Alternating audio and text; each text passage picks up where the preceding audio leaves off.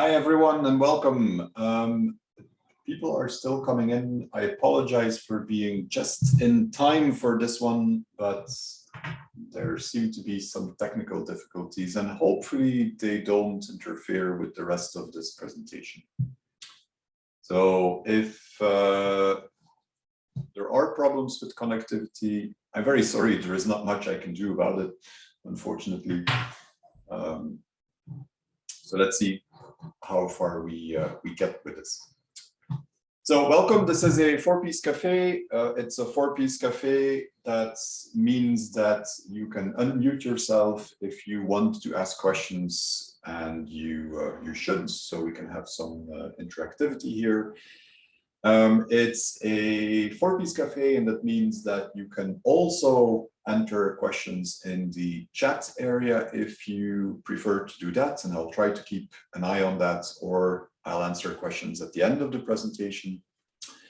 And it also means that this is going to be recorded, actually is recorded, and it will be posted to our YouTube page once we had the time to process it.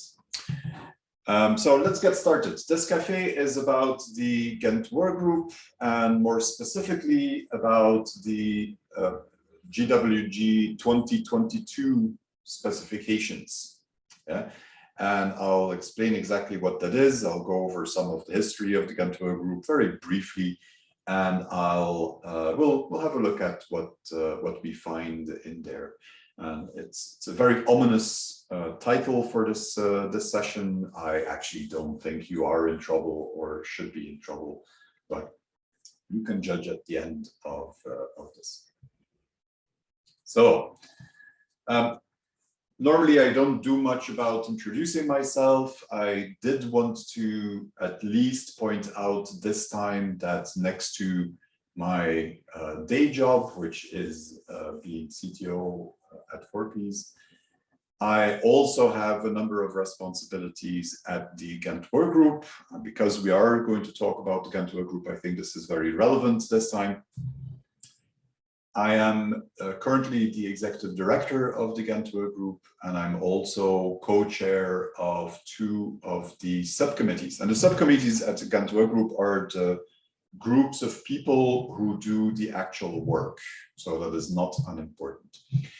The co-chair of the specification subcommittee is the one that is most relevant today, because it is obviously the specification subcommittee that creates new specifications. And so as co-chair, I have the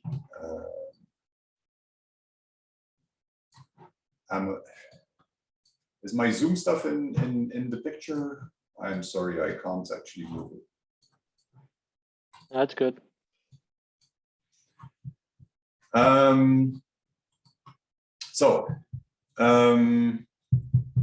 As I said, as the co-chair of the specification subcommittee, I am responsible, or partly responsible at least, for the progress in the specifications and the release of the 2022 specifications. I thought it was relevant to at least mention that part as well, as most of you, or some of you, might know me mostly from the four-piece side. So let's look a little bit at history, just to position this in what we're doing. And the question then is, what is the Ghent Workgroup? For those of you who have not come across that, that is a shame. You should have by now if you are in graphic arts. What you see here is probably the most ugly way I could present it in terms of design, but anyway, it was meant to be clear. This is the mission statement that the Ghent Workgroup has. This is what it started with in 2002, and this is what is still the mission statement. And I highlighted the two big parts I think that are important. On the one hand, the fact that we develop best practices in graphic arts workflows. And so that is a lot of what the specification subcommittee does, is thinking about what technology is used. Are there parts of workflows where you need more standardization, where it would help to create specifications / standards.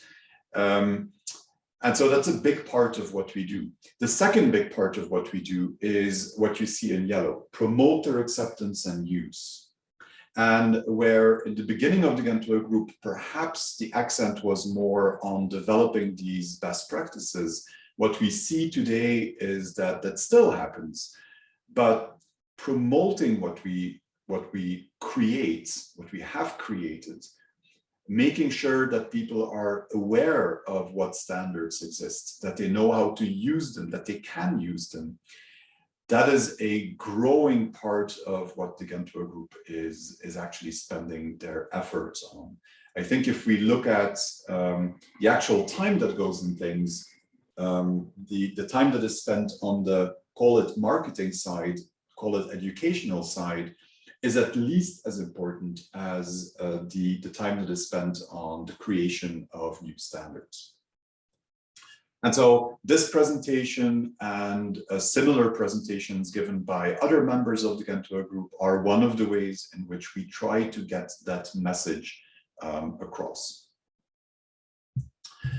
So talking about members, who are the members here? You have this nice picture with 4 different groups. Those are also the 4 categories of Ghent Workgroup members. On the left-hand side, you have software and hardware vendors that are playing in the graphic arts industry. At the bottom, you have what we call industry members, and that could be printers or publishers or creative agencies that want to be involved directly. It can also be resellers, distributors, consultants, people who are not exactly a software vendor, but work in the graphic arts industry as well.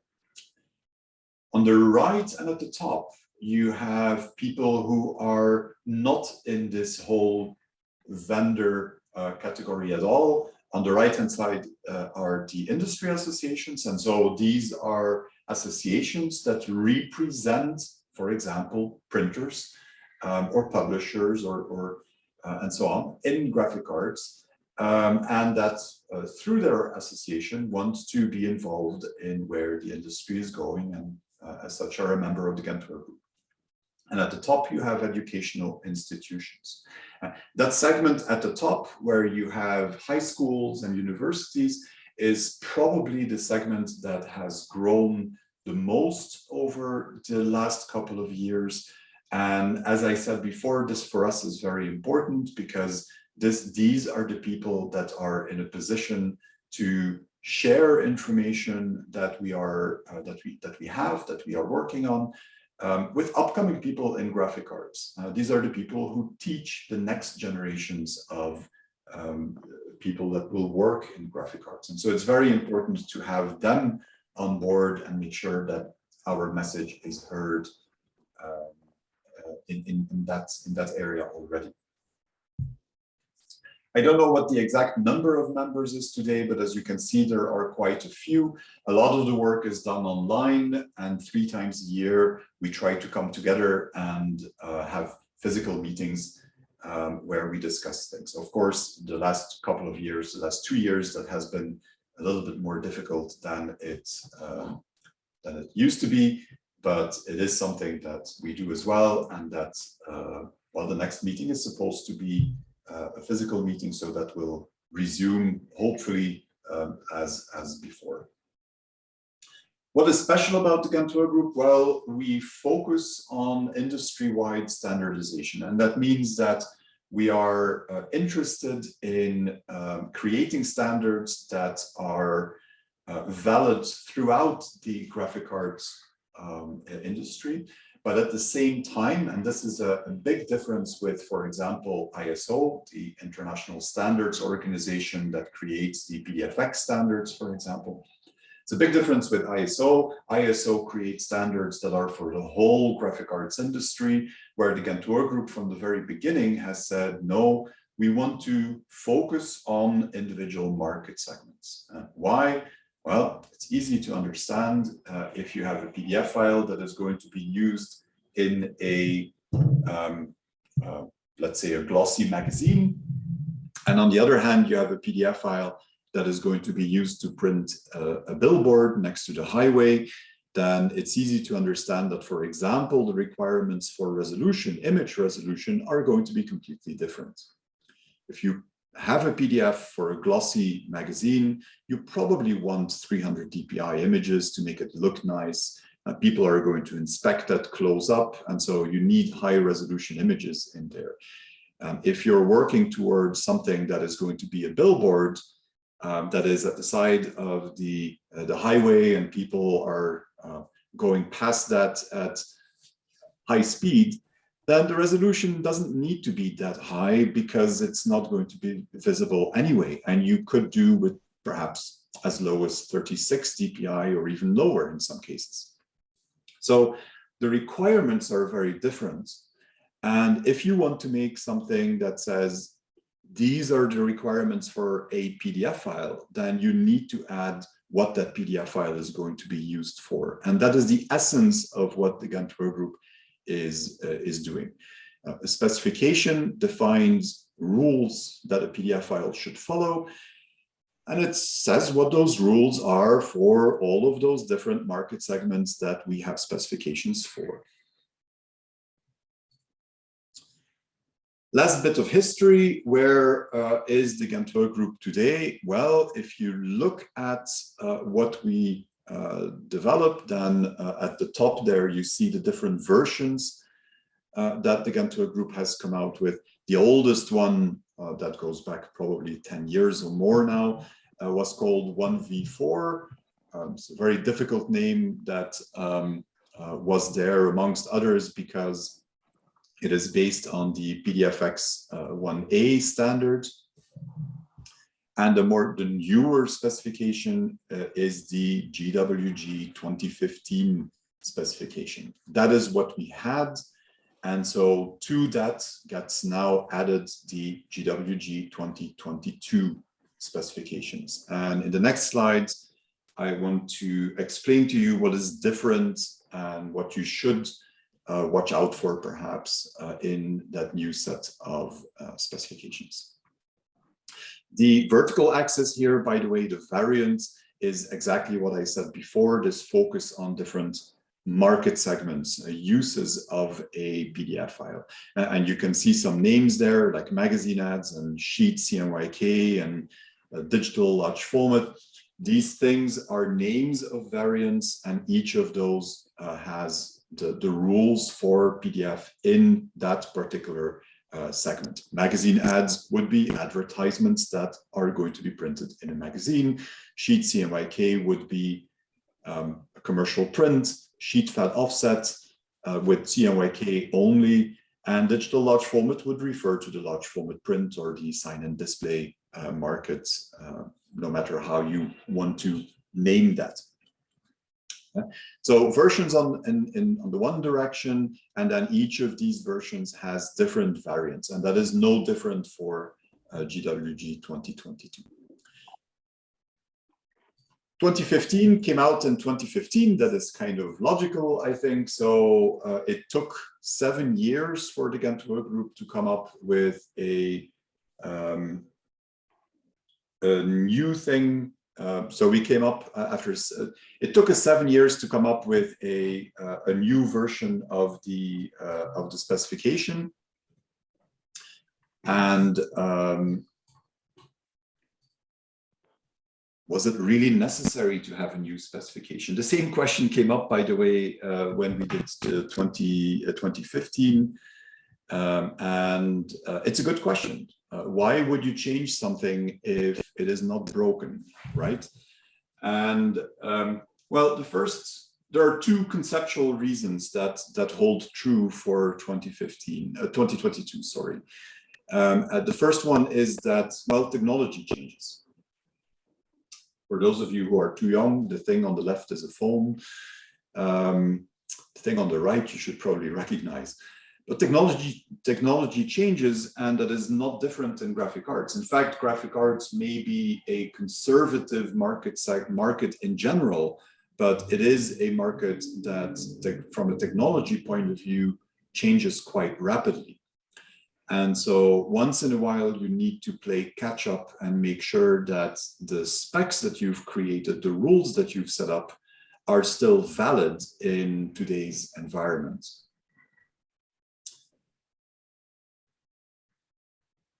Does it need to take 7 years? Well, we are a rather conservative market. And so if nothing changes or nothing has to change, then I think most of us in this market are very happy to keep things the way they are. Yeah? It is only when it's really necessary that changes are implemented. Also, you shouldn't always think about these changes as negatives. In many cases, what this means is that the software that you're using, the hardware that you're using has new capabilities, and the new specification has to be brought out because we want to take advantage of that. So the changes are not necessarily a big problem. The other main reason for 2022, and this is more of an internal reason, but one that the software vendors that will implement the specs in their applications will highly appreciate, I think, is that sometimes you have to untangle your mess. And there are two factors to this. The first is that when the Ghent Workgroup decided to release specifications in 2015, we only released kind of the core variants, commercial print variants, the ones about advertisements and so on. Over the years that followed 2015, we released updated specifications for packaging that were based on 2015 and became part of it. We also released a new specification for digital print. We released something for large format print or sign and display. These were very similar to the 2015 specifications, but they were not part of the base work that had been done, and they ended up being slightly different. The LFP specification, for example, introduced the concept of variables for the first time with a scaling factor and an average viewing distance. And this was something completely new to the way the Ghent Workgroup was writing things. And so you end up with something that was started in 2015, but where all the different variants, well, it turned out to be 2017, 2018, perhaps even a little bit later, before we had a full set of the variants that interested us. And they were all subtly different. That is a problem. And at some point you need to rectify that. And that has happened in 2022. I'll talk about that a little bit more. The second thing here is that the way the specifications were created was not really maintainable any longer. And I will come back on this in a little bit more detail in a second. So what is different? And it would be nice to have 7 differences. I think there are, depending on how you count, there is actually either less or more. I couldn't make it fit exactly 7. So we have to live with that. The first one is what I already talked about, consolidation of variants. Yeah. So where in 2015, we started with the base set and then added some stuff and had to rethink things and so on. In 2022, in this set of specifications, what we said is, okay, what are the variants that interest us? What are the market segments that interest us? And let's make sure that the rules that we come up with are going to be valid for all of those. Yeah? And so the only difference is whether a particular rule is used in that specification, in a certain variant or not. But the way the rules are written, the underlying architecture of the specification, all of that should be generic, and it should not be different for different variants. And that is actually the case for 2022, which makes it much easier for people who have to work with these specifications and implement them, for example, to handle that. The number of variants has not significantly changed. If you would look at the specification document itself, and I will show it to you in a second. If you would look at the specification document, it looks like there is a large amount of variants, but in fact, it has not really changed from 2015. There has even been some consolidation in there.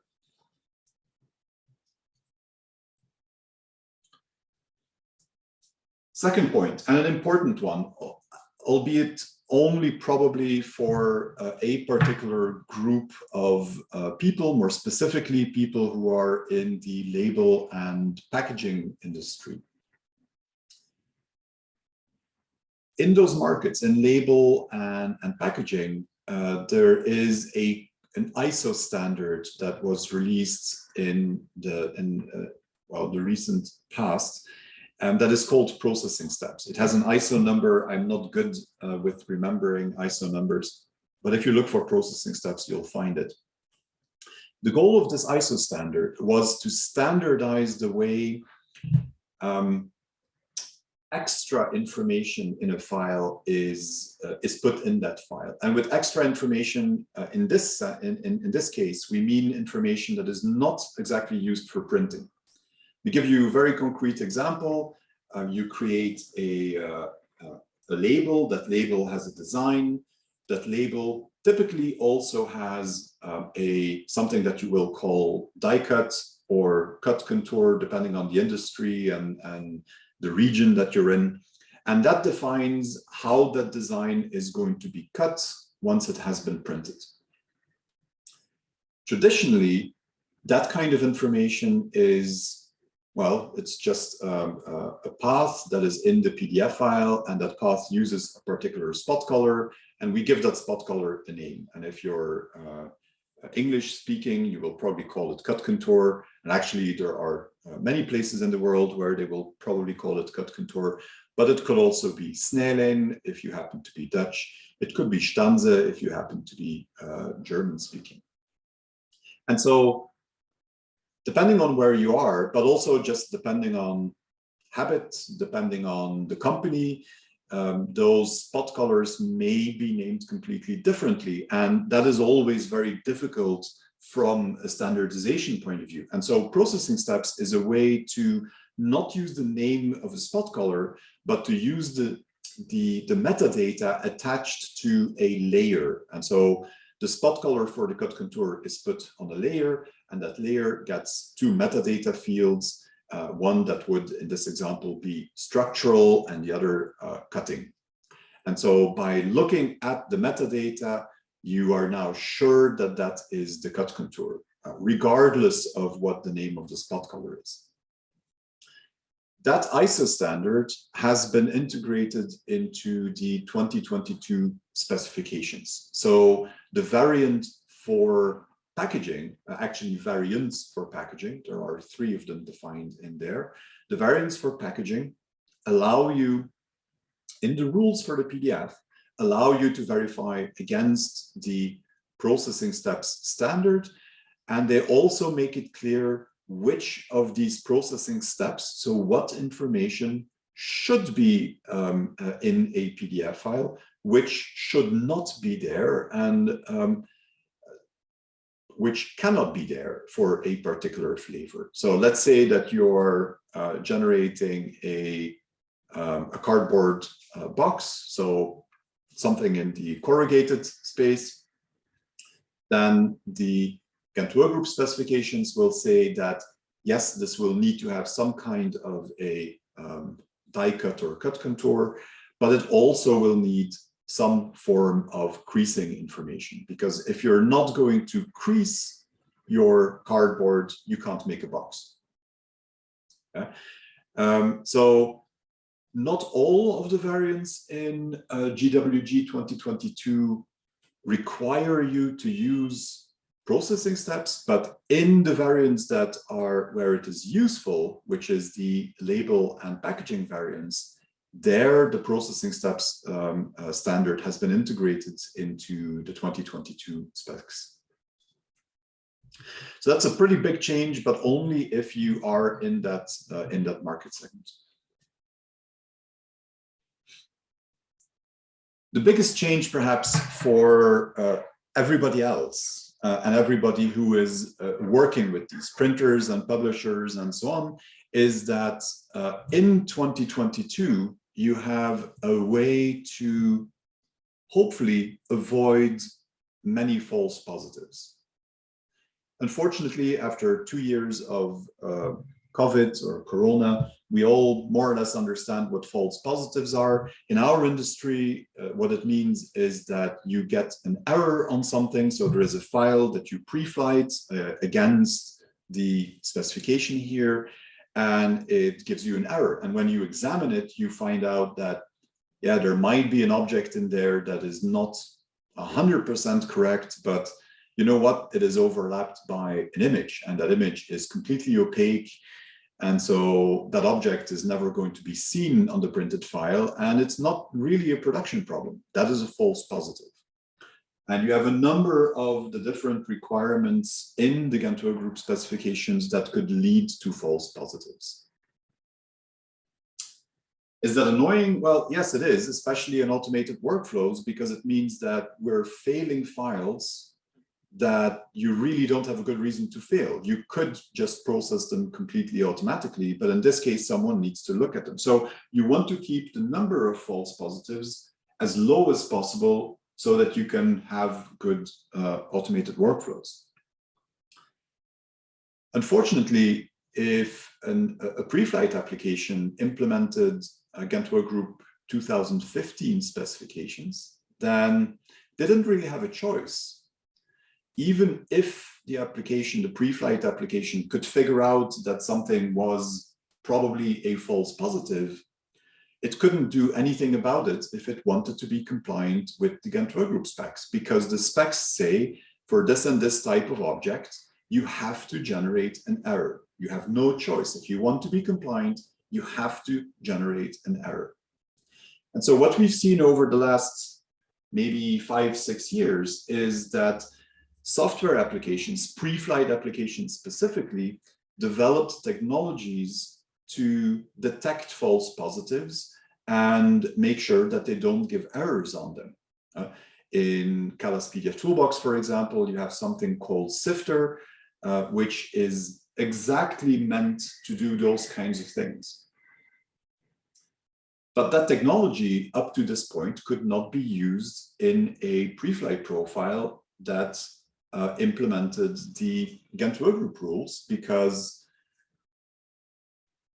the Ghent Workgroup rules didn't allow that. You had to generate a pre-flight error, even if you knew that it was not going to be a problem. In 2022, the specification now allows applications to detect false positives and decide not to give an error. There are a couple of important points regarding this. First of all, it is not an absolute requirement. The specifications are written in such a way that pre-flight applications may filter out false positives if they choose to do so and can do so, but they don't have to. So we don't require the advanced type of detection algorithms in order to allow pre-flight applications to be compliant. Different applications also don't have to be equally good at detecting false positives. Yeah? Certain things might be very difficult to detect, and an application can determine that it doesn't want to go that far, or it would take too long to go that far, and so implement different rules from other applications, and that is absolutely fine. But for the first time, this advanced technology that you find in pre-flight applications today can actually be used. And what the Ghent Workgroup does is it, in a very detailed way, identifies which things can be skipped. So we went through the list of rules for a PDF file, and we made sure that only those things that really would not cause problems in production are on the list that where false positives can be detected and can be skipped. So this is an important point. It is also something that might cause differences if you start comparing 2015 and 2022 and the profiles that were made for that. You could get different results in 2022 than you got in 2015. Specifically, some files that gave errors in 2015 might now pass in 2022 because the algorithm has determined that the errors that used to pop up are really no actual production errors, and they can be skipped. And then we come to the specification format, and this is not really a valid point for people who are just interested in using these specs. Yeah? So if you're a printer or a creative agency or a publisher, this really doesn't matter for you. But the Ghent Workgroup used to release a Word document with a description, a technical description of what pre-flight vendors and others should do, what the rules were. And that format in which we released these specs, the last time it was used was for the 2015 stuff, becomes quite unwieldy once things become a little bit bigger and you have more variants and you have more complex rules, and it becomes a bit of a problem to keep handling things that way. And so if you look on the Ghent Workgroup website and you search for the 2022 specification, what you'll mainly find is a link, and that link goes to a Google Sheet document, and that is the actual specification. Everything has been formalized to a much higher degree, meaning that we came up with a list of definitions, and then you have a list of requirements. Requirements are the rules, and these requirements use the definitions. The definitions also refer to each other. So the whole thing has been formalized to a much higher degree. It has also been aligned with the PDF standard, which is also an ISO standard, so that there is a lot less discussion, or there can be a lot less discussion over what is actually meant. A lot of small irregularities and things that were not completely clear, perhaps, in the Word document have been removed and rewritten. In short, for a software vendor who has to work with this specification, they should have a much easier time now than in 2015. And we also made sure that as we evolve from 2022, that subsequent updates will become a lot easier. Every item has a unique ID that is never going to change. There is a version field, so you can see what has been updated and so on. So this is all much more formalized, much more standardized in the specification format itself. Not important for users, very important for people who write software and want to be compliant with the 2022 specs.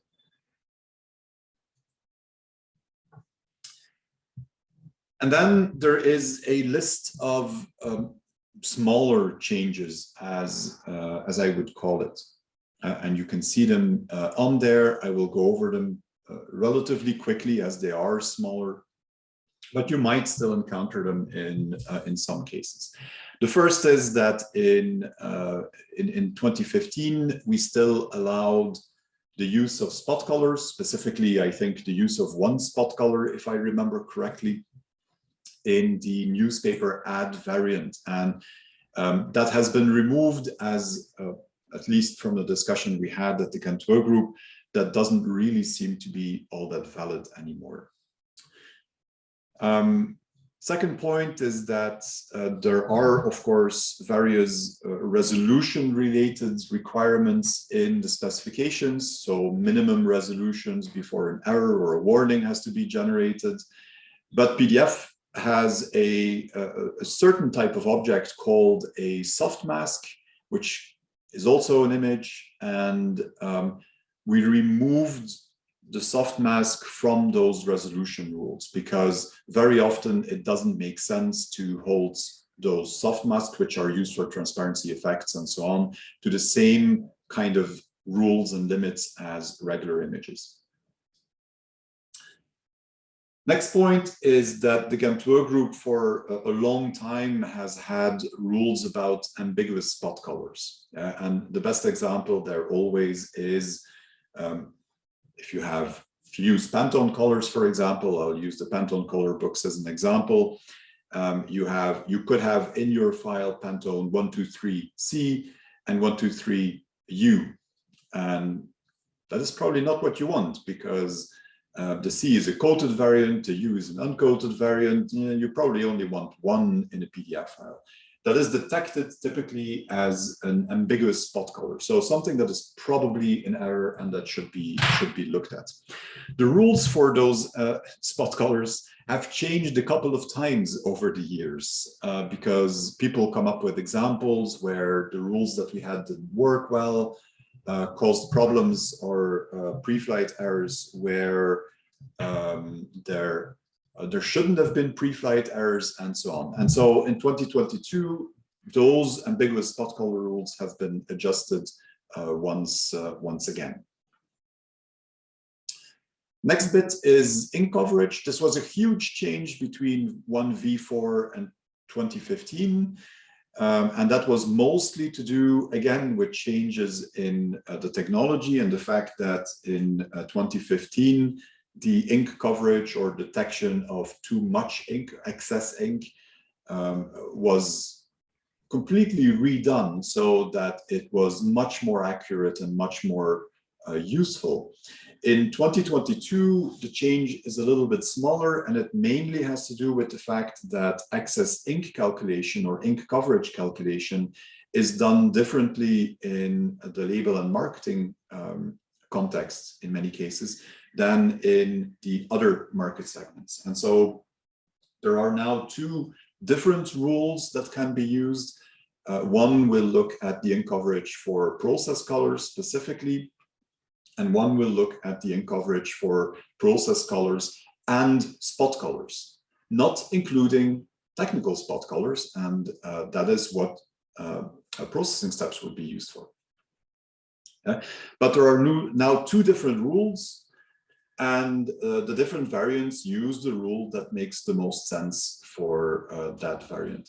The biggest change that you'll see there is if you would be looking at the packaging variant, because the algorithm for everything else hasn't really changed.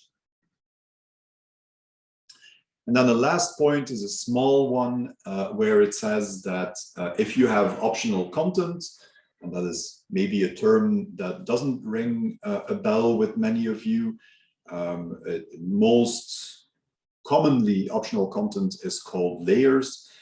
If you have optional content or layers in a PDF file, in certain cases, all of them have to be visible. And so everything that is in the file should be visible and will, as a result, also be printed.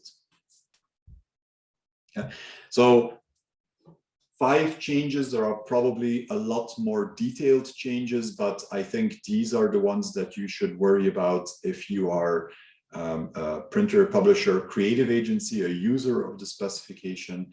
If you are a software developer who is interested in writing software that is compliant with them, then you really should go through the whole specification document in a lot more detail and make sure that you also spot the smaller changes that are in there. Okay, which leads me to the last slide when it comes to changes and the elephant in the room. And yes, I'm very aware that this is not an elephant, but a blue whale. is now PDF 2.0. And based on PDF 2.0, ISO also created PDFX6, so a PDFX standard that is based on PDF 2.0.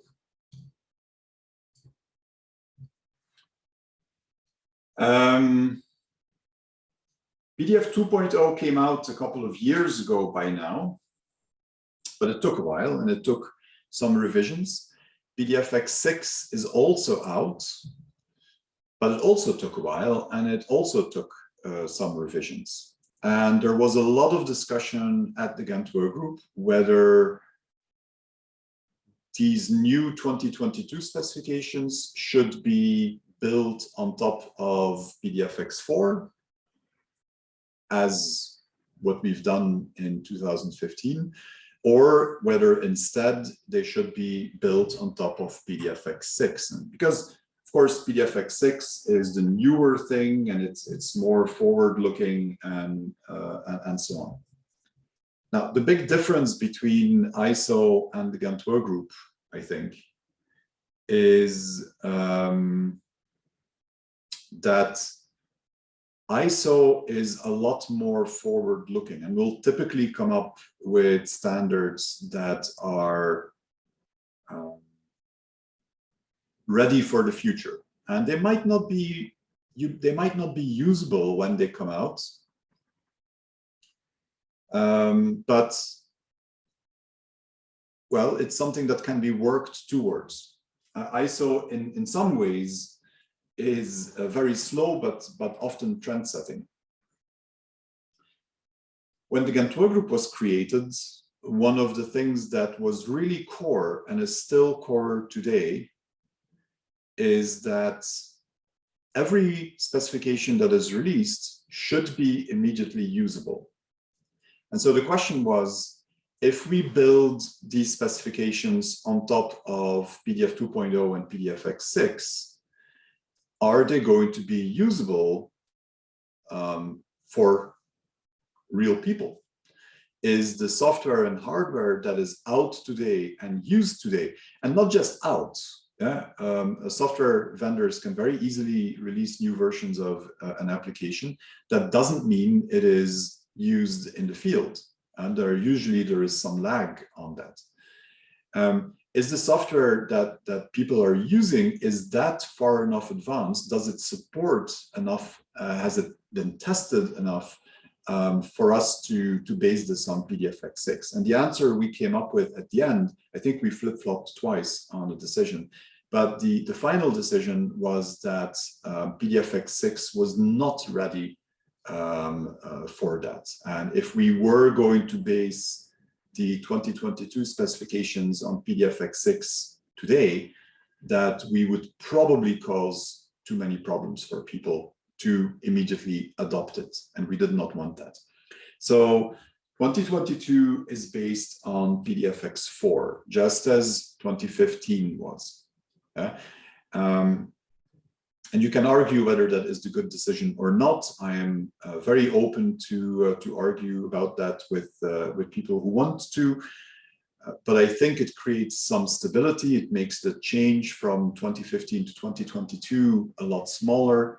And I think that it also avoids needing to have the absolute newest software and hardware in order to be able to use this without any problem. That doesn't mean that the Ghent Workgroup is against PDF 2.0 and X6, obviously.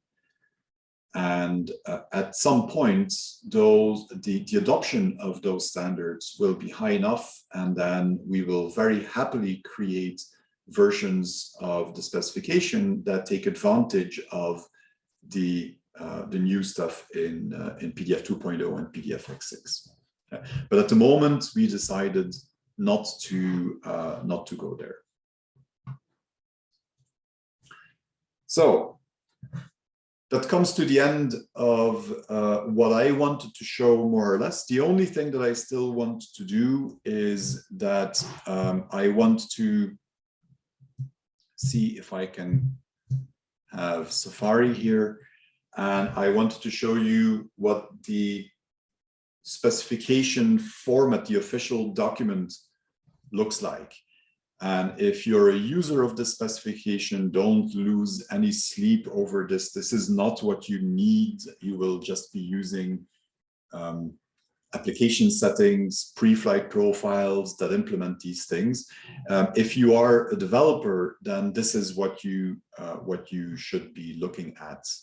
Yeah, and like I said, instead of a Word document, what we have here is a much more structured spreadsheet that has a long list of definitions. You can see that this is much more structured as before. We have unique IDs that will never change, both numeric IDs and text IDs. There is a version number, which at the moment is 1 everywhere, because this is the first time that we've released something with that. But so the goal would be, if we release updates, to update the version number as well and make it easier for you to see same system of IDs and version numbers. And here as well, each requirement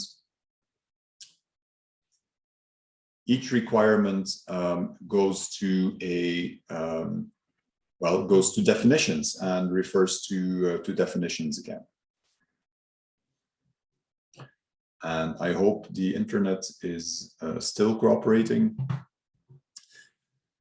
So the same list there, and then the rest of this document contains all of the things that are necessary to explain these requirements. For example, I talked about packaging and specific things for packaging.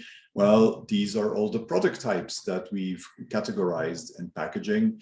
And if you look at processing steps, it tells you which of the technical processing steps are allowed, necessary, not allowed, and so on. Yeah. So this is a very, I'm not going to go into more detail. If you are a software vendor, then it should not be too difficult to wrap your head around this. There is also a PDF file that explains how this works, what the guidelines are, what you can expect in the future, that you can find on the Ghent Workgroup website as well. But I just wanted to show how this document looks and yeah, what a change it is with what we had in the past. So that's it. That's what I wanted to talk about. If there are any questions, feel free to ask them. And if the internet at least cooperates a little bit, I will even be happy to answer them.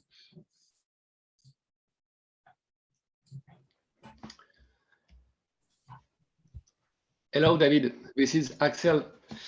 I had a question. As far as I remember, in the past, with the help of the VIGC, you also gave live pre-flight for InDesign according to the GWG setting too.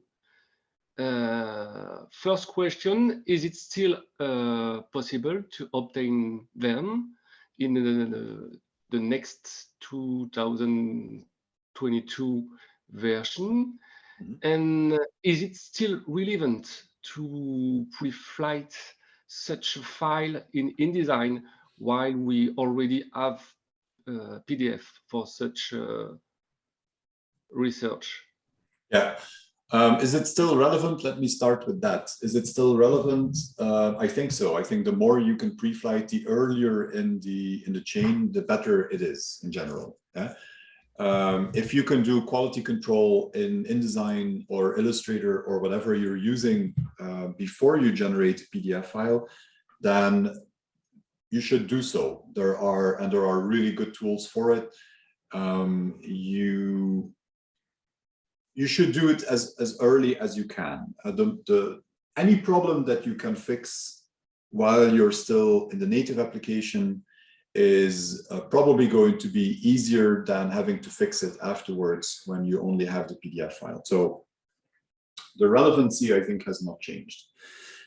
The second thing is that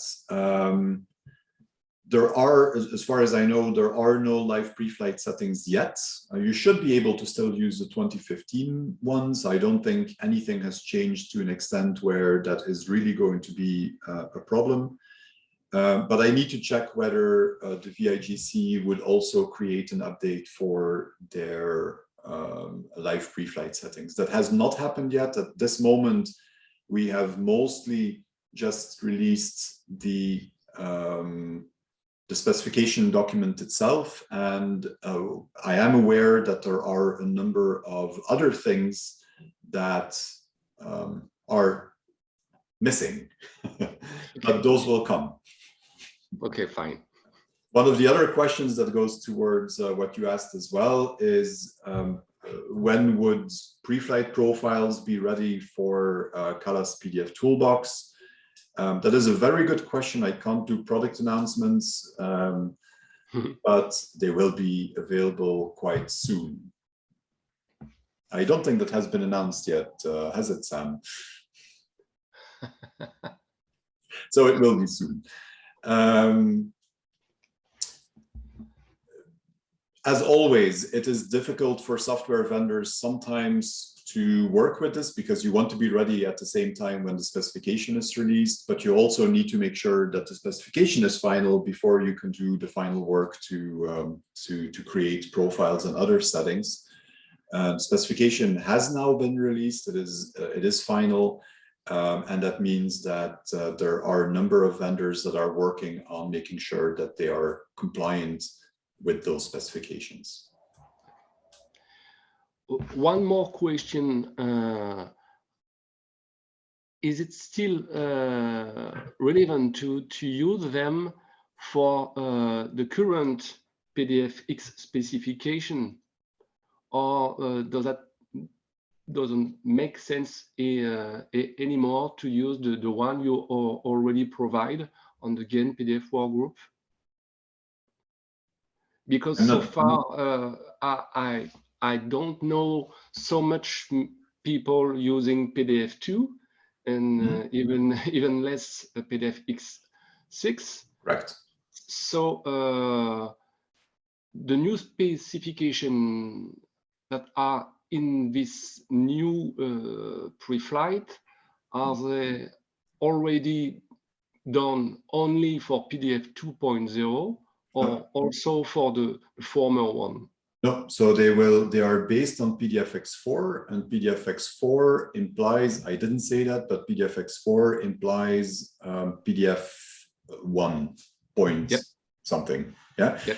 So the specification is specifically built on PDFX4. It does not support PDFX6, and it is specifically built on PDF 1.x and does not support PDF 2.0. Now, that being said, you can the difference between PDF 1 point something and 2 point something is not that great, and there is some compatibility between the two to some extent, unless you use new functionality or new features. But the idea of the Ghent Workgroup is that for the time being, we are probably not going to see many PDF 2.0 files. We're probably not going to be seeing many PDFX6 files. And so the specifications use the older formats. Yeah. So if you want to do something that is specific with PDF 2.0, then you either are going to have to use something else, or you're going to have to tweak the profiles that you get for 2022, for example. But of course, then you should realize that you're no longer compliant with the official 2022 specs. Yeah. Yeah, because my subject and idea was to know if this profile could let pass something wrong in the current PDF. So I don't think so, because we are going to check what the PDFX version is and what the PDF version is, and you'll get errors on that. Understood. Okay, fine. And that is also the difficulty that we will have to go through at the Ghent Workgroup once we decide to accept PDF 2.0 and PDFX6. What you have to do is you have to accept it on the one hand, but then you have to make it very clear in the rules which things are not accepted, which are not allowed. Yeah? That's exactly the same thing that happened when we went from PDFX1A to PDFX4. We allowed PDFX4, and that implied that we allowed a lot more calibrated color spaces, for example. But then immediately we said, yes, calibrated RGB is allowed for images, but not for text, for example. Yeah. So that's the work that we will have to do when we decide to make specs that are built on PDFX6. Okay. Great. Good. Any more questions? I don't think so. Very good. That means that I will, for once, end more or less on time, which is very surprising. Thank you very much for joining this. Please visit the Ghent Workgroup website. You'll find the information there. There are two PDF files that could be interesting for you. One is a difference PDF, so an explanation of the differences between 2015 and 2022. That is mostly the same content, but with a little more textual explanation as what I showed here. And then the second PDF document is specific for people who write software/hardware and want to be compliant. And that explains how this new specification format works and what you should pay attention to regarding that. And so go look at those two.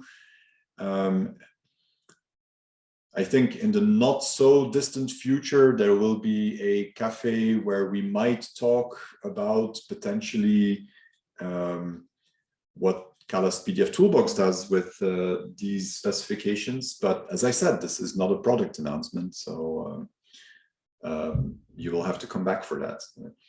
Actually, I think it's already on the agenda of the events on the 4P's website, so it's not that secret. So if you go to 4ps.com/events, you'll find the list of the upcoming cafes. You can subscribe to them already, and the one I'm hinting at is one of them. So thank you for joining. It was good to see so many of you again, and I am sure that I will see many of you for upcoming cafes as well.